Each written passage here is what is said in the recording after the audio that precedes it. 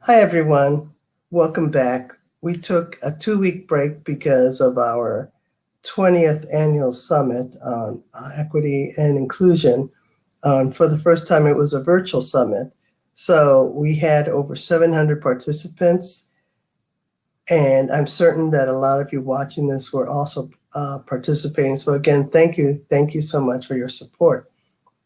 But now we're back to our weekly schedule. And today I am really pleased to introduce Yah-Hanna Jenkins Leys. She's an interim executive director at Lighthouse Immigrant Advocates, and she was born and raised on a small island in the West Indies, St. Kitts. She left in 2008 to pursue studies at the City College of the City University of New York, where she graduated in 2012 with a Bachelor of Arts in International Studies and English Literature. She then went on to pursue her graduate degree at the City College in Public Administration. However, after marrying her husband in 2013, she decided to continue her graduate career at Grand Valley State University here, where she focused on nonprofit leadership and management, receiving a Master of Public Administration degree in 2015. Yah-Hanna currently serves on the Lakeshore Nonprofit Alliance Board of Directors and is co-founder of Women of Color Give, a giving circle with a fund based at the Community Foundation of the Holland, Zeeland area. Before I bring Yah-Hanna on board, I wanted to make certain that everyone knows why we're having these conversations. Different people have different stories, and right now I'm focusing on Black lives and their stories. Eventually we will start branching out to other people's stories, but right now with all the emphasis on Black Lives Matter and people really wanting to know more about the experiences and how to educate themselves, I felt that it was really important to really focus on the experiences of Black people. So right now I'm going to bring in Yah-Hanna, and we'll have a nice chat. Hello, everyone, and thank you so much, Gloria, for having me join the conversation today. Excellent job with the summit. I think you guys did a fantastic job making it interactive and the networking piece. So thank you for pulling it together. I know it wasn't easy, but you guys sure made it seem so. So I'm super excited to be here today. Well, thank you, Yah-Hanna. So let's get started. You came to the United States to attend university. Can you tell us what it was like to be an immigrant, especially a Black immigrant? Absolutely. So I grew up in a country where our prime minister was Black, my constituent representative was Black, my parents were business owners, and so I grew up in a space where I had the opportunity to see, though with our colonial, the remnants of colonialism and the centrality of that Eurocentric voice, we still saw our leaders in positions of power as we continue to shape those spaces.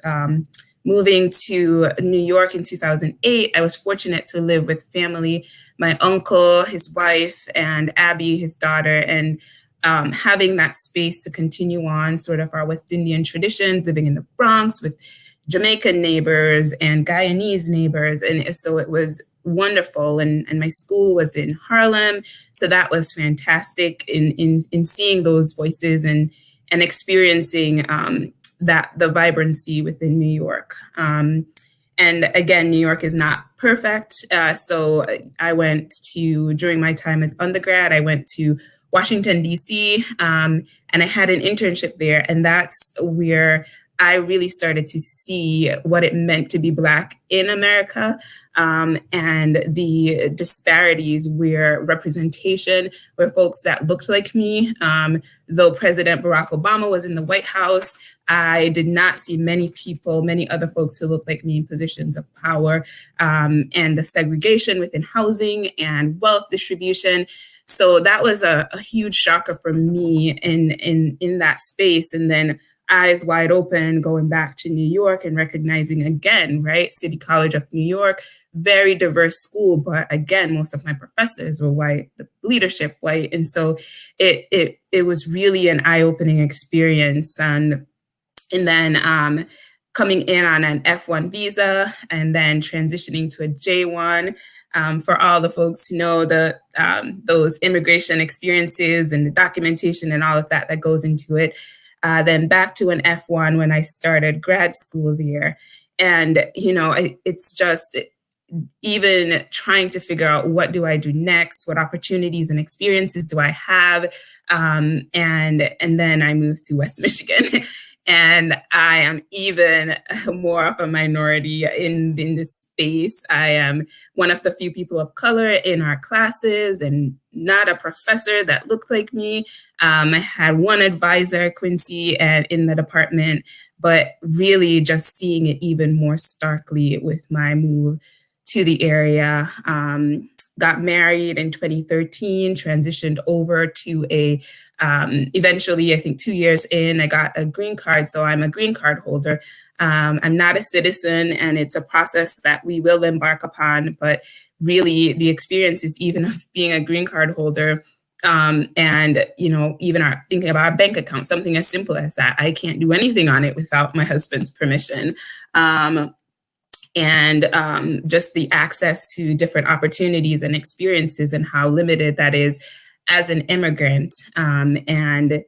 So it's been a fantastic, eye-opening, horrific experience. And the United States is just, a land you view it as a great opportunity when you're growing up in the Caribbean. But moving here, it's definitely not what it is perceived as.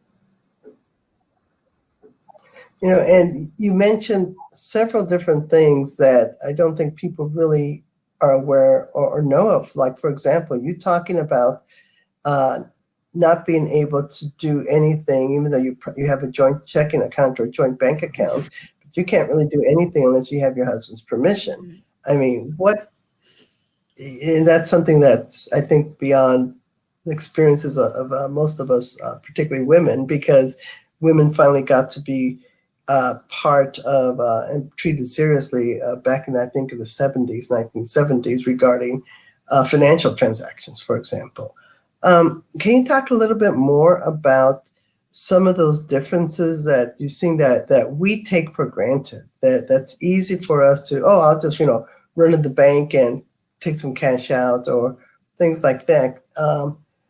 Besides banking, what other institutions have you had some interesting experiences with?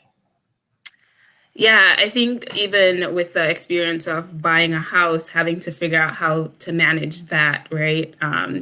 And if we were ever having to have having two children and needing additional assistance for food, we can get it for them. But then as an immigrant and someone who's pursuing citizenship, I would be hesitant to accept any of those, because that could count against me with that, the income test and different levels of that the public interest space right now has, that I have to show proof that I can take care of myself, or that we can take care of ourselves as we continue to pursue citizenship. So even taking advantage of public benefits that my children qualify for, I could not if we needed them. And so those are some barriers, and thinking through just the experience of even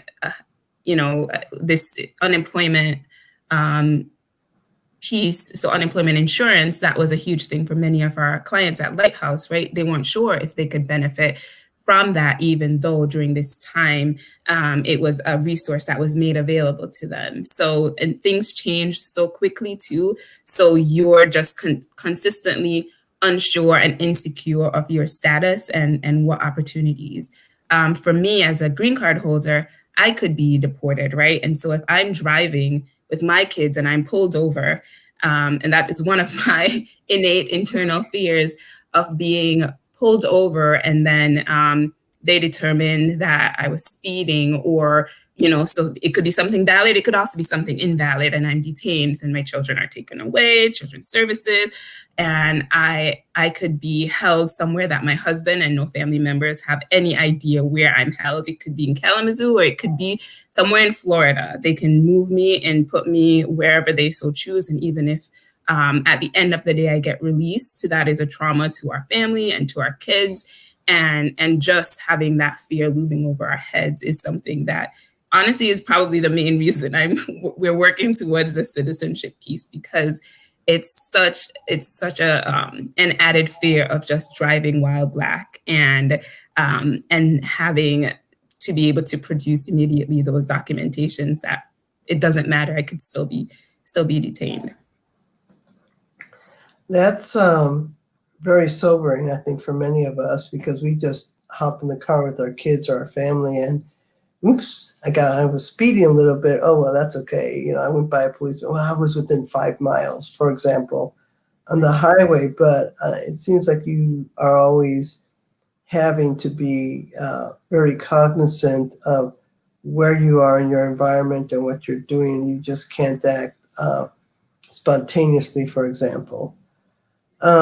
And I know that there's a lot of immigrants that have those types of fears and concerns. So, do you mind if we transition over to what you do with the Lighthouse Immigrant Advocates? I mean, tell us a little bit about that organization and why it was started, and then why it is very needed, even more so now. Yeah, for sure. So Lighthouse Immigrant Advocates was launched in 2015. Sarah Yorvanustahout, who is our founder and managing attorney, saw a need for nonprofit legal services on the Lakeshore. She tried it first as a for-profit and realized that there was just a huge need for the most marginalized within our community. And for her, with a social work background, she saw that it wasn't just being able to offer those legal services. It was a matter of being able to provide holistic support, and from the get-go, really partnering with organizations and having formal partnerships with organizations such as Community Action House and Good Samaritan Ministries to be able to offer those holistic services. So we provide legal support to individuals who are seeking family reunification, individuals who might be here as a result of violence, fleeing violence.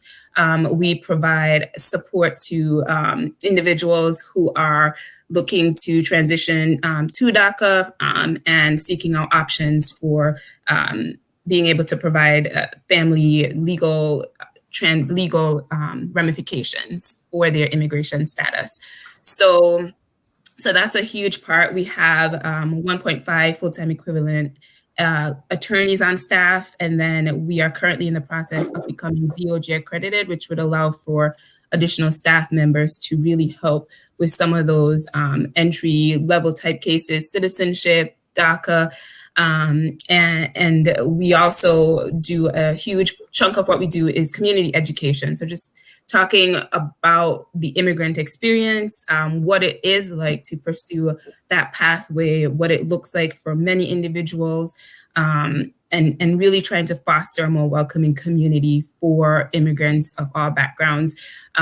We also do some advocacy work, but right now it's more on call. So whether it's educating our representatives on the driver's license initiatives, or talking through with the Department of State on the opportunities that, so where laws and policies come down, and then the interpretation at the level of administration is often very different. And so many of our clients might experience bias or denials when they shouldn't. So we do a lot of advocacy on behalf of our clients in those spaces. So our mission really is just to bring stability to our community. And a huge part of stability is safety and ensuring that our clients feel safe, valued, welcomed here, and being able to have that status and those documentations help enable that stability and that safety for them.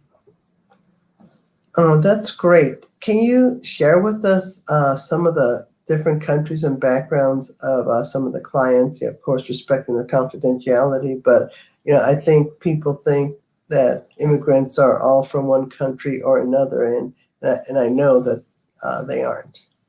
Right. Yeah. So, I mean, we have people. Many of our clients are have a Mexican or heritage or from Mexico, and we have individuals who come from Afghanistan and Turkey and different Southeast Asian communities and countries. We have individuals of Laotian background and Jamaican, and so just a good. A diversity of individuals from across the world. We actually have a map up in our office that we pinpoint different spaces, and I'm pretty sure, and someone in the chat could correct me if I'm wrong, but we have an individual. We've worked with someone at least from every continent in the world. So it's super exciting to be able to experience life with the individuals we serve and really elevate the voices that are often not heard from or marginalized. And that's a huge part of what we try to do. It's really that thinking about how to place those closest to the pain, closest to the power, and really talking about the intersection right now and elevating the Black Lives Matter movement and the experiences of Black immigrants and the experiences of our Black community here in Holland and here in the United States. And we're a social justice organization, and we recognize that any denial of rights to one group is a denial to all, and we really want to make sure that's heard. And we experience life in many intersections, right? Here I am, an immigrant, but I'm Black and I'm a woman. And what do all of those elements mean, and how does that increase my the marginalization that I experience in the country?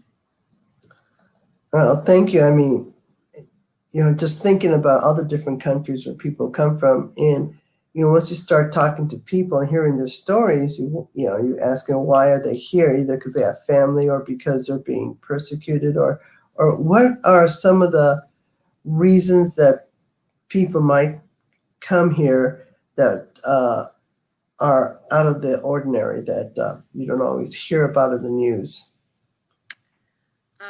Yeah, so with immigration, there are push and pull factors, right? So you've got the factors that not many of us wouldn't just necessarily leave our homes, right? Because it's home. And so there are factors there that warrant that consideration and that movement. And so sometimes it's violence, and sometimes it's pursuit of opportunities, work, school, education, and we see the gamut, right? So it's those opportunities, and really most times it's thinking about how they can serve their family best, right? Being a part of this large community that the individuals might come from, whether it's a son or a daughter or a child or a grandparent or a parent, really seeking out ways to seek out those opportunities.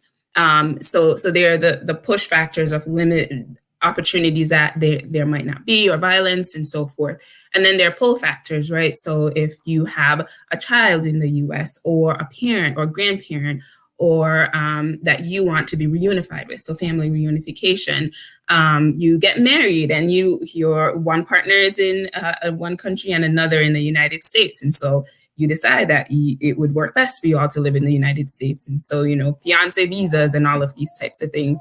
And then you've got other pull factors might include like job opportunities in the United States that might allow them to earn an income to take care of their family. So sending back dollars, right? It's something that's it's a huge economic activity that happens, that transition and transfer of dollars between borders. You come, you work, you pay your taxes, all of these things, and you also help out your family wherever they might be.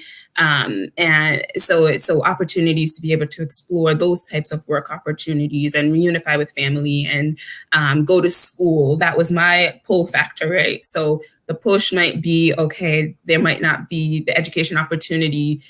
We have the University of the West Indies in the Caribbean, but that wasn't really what I was looking for. So looking at the City University of New York, I initially was going to do engineering, and it has a great engineering program. So that was my pull, right?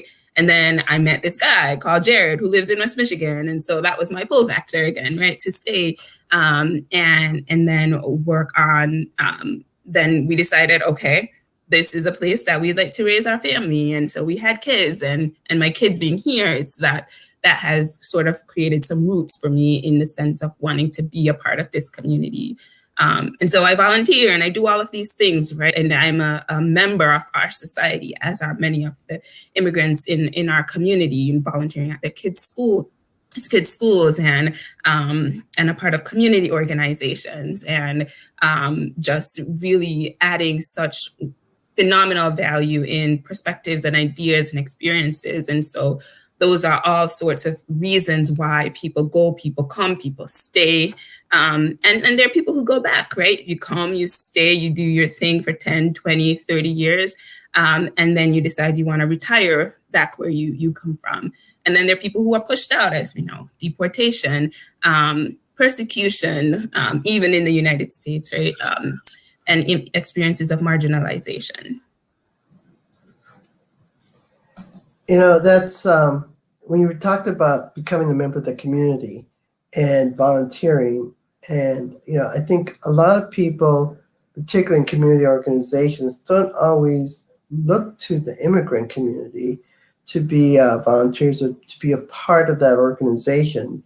Generally look at immigrants when they're trying to focus on special programs. But, you know, as you and I were talking earlier, everyone has a story. Everyone has, you know, some really great background and strength. And you mentioned you wanted to be an engineer. So talk a little bit about if people are interested in connecting with immigrants for many different reasons. And it's not just to think, oh, you know, you're a poor immigrant, you know, you need some help, but really want your viewpoint, because your viewpoint when you talked about growing up and saying kids and everyone's Black, you know, in power, and everyone, you know, the store owners of businesses, everyone looks like you. But then when you come to the United States, you see that there's a big difference. I think that's one of the things that we're trying to create here in the Holland, Michigan area, is a community where everyone's welcomed. And part of that has to do with making the best of the strengths that everyone has and the viewpoints that everyone has. Can you talk a little bit about that, please? Yeah, sure. So I can talk from specifically what Lighthouse has done. When I joined the board, before transitioning into this temporary position, I had this vision and this commitment to ensuring that our board was majority people of color, specifically with voices from the immigrant community.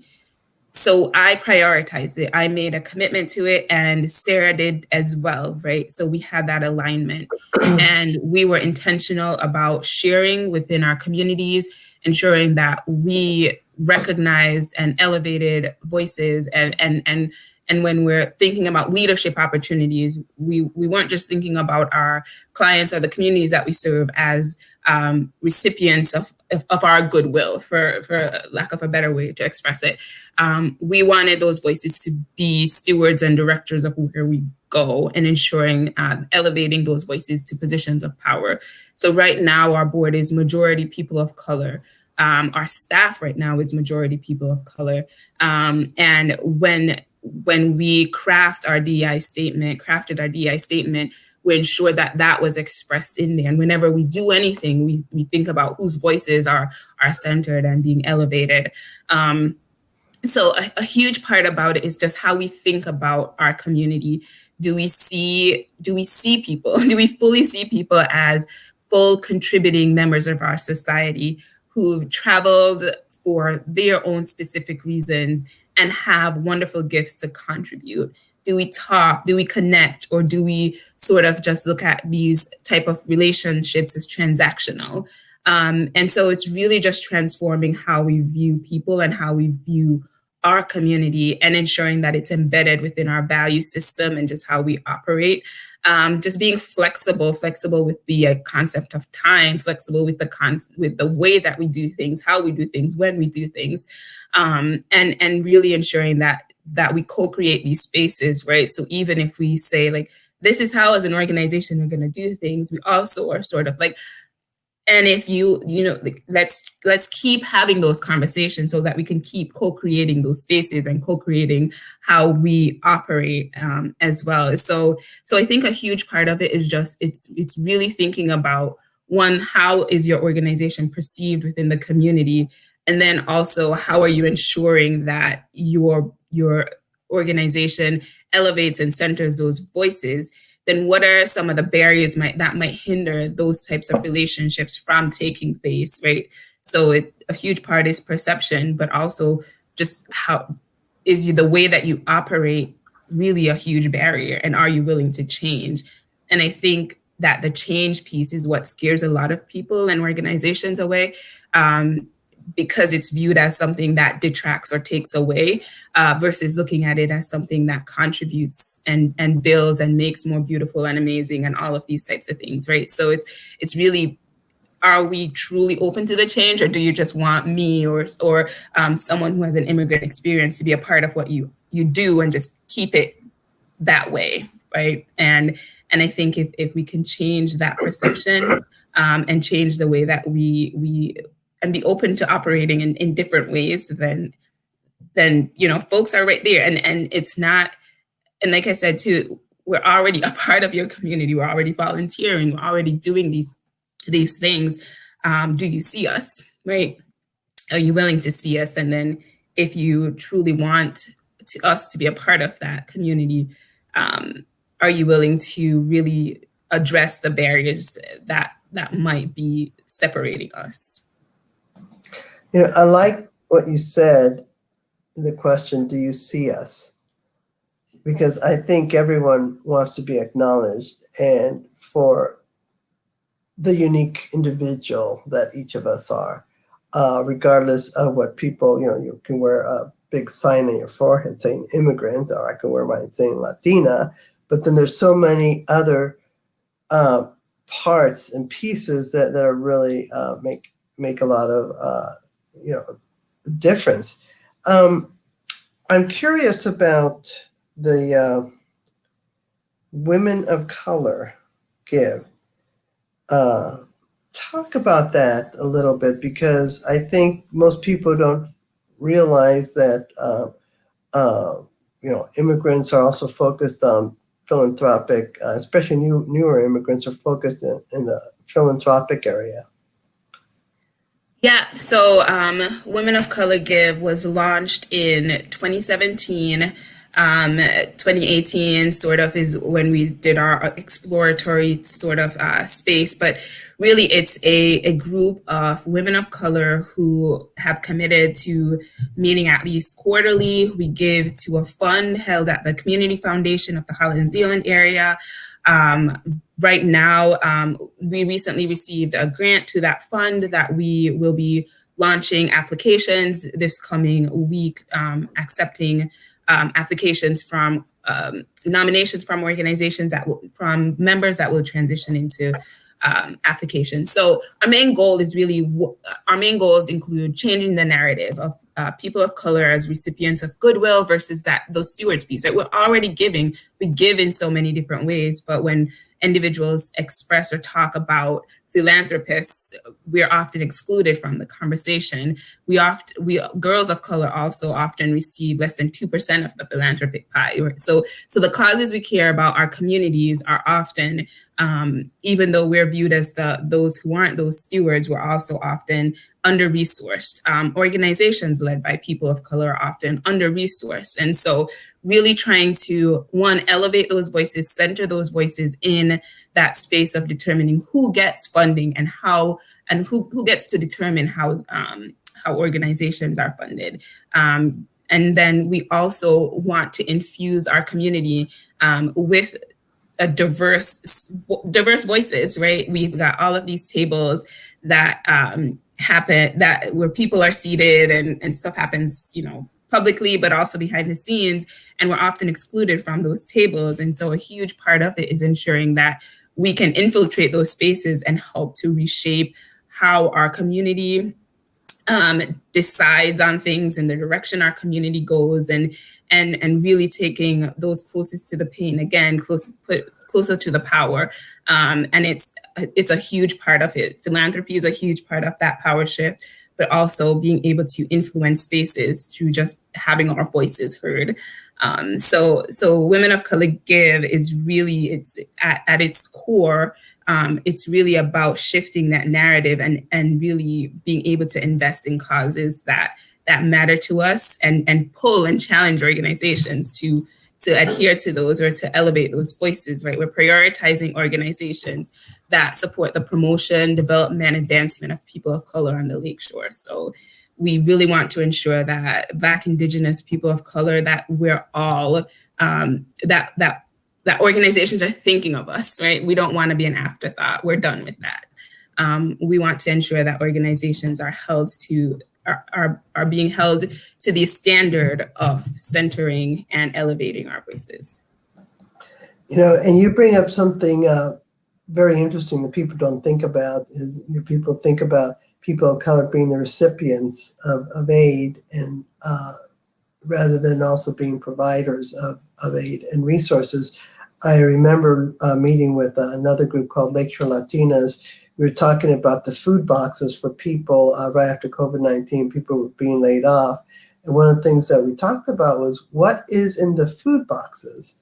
And the food that was in there was not culturally relevant. I remember, I grew up in Los Angeles. So whenever anyone gave me a beet, I was like, what's this? Because that's not common around there. And it wasn't part of, my culture in eating. And I think when we think about philanthropy, we think of it in a way that we're familiar with and that we are offering some of what's best that we think is best, but other cultures, other people may not think that. So thank you for sharing that. A question came up. I think you touched on this a little bit, but what resources are available for immigrants besides, social services and food that they are afraid to acquire these days? You mentioned a little bit about that. Yeah, so I know when this whole the crisis started and we started shifting into response, a huge question was just around unemployment insurance, right? Could individuals have access to those? And then it sort of shifted into the food space. So thinking about not just who has and what information is being extracted from them, but also so can they access those food resources as well? So Lighthouse actually partnered with Community Action House on some elements of the cash assistance program.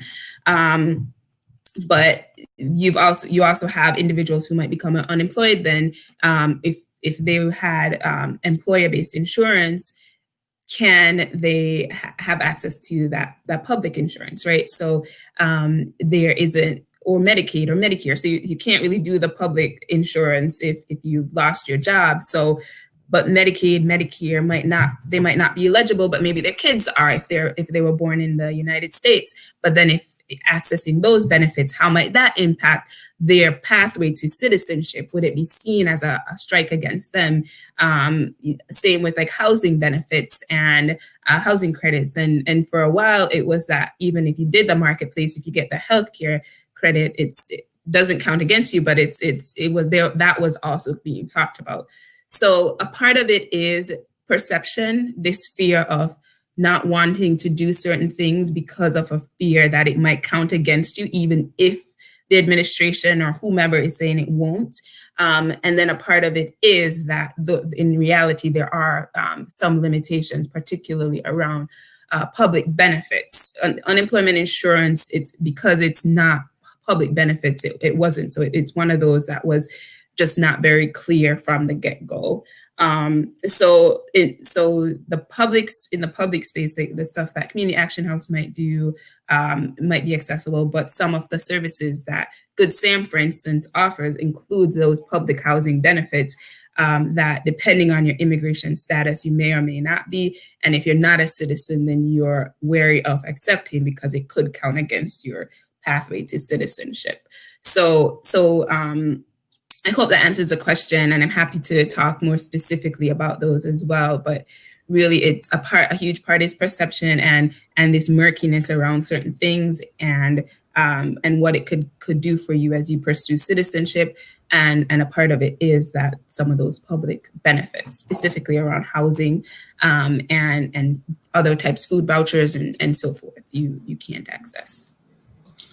Thank you, Yah-Hanna, for those comments.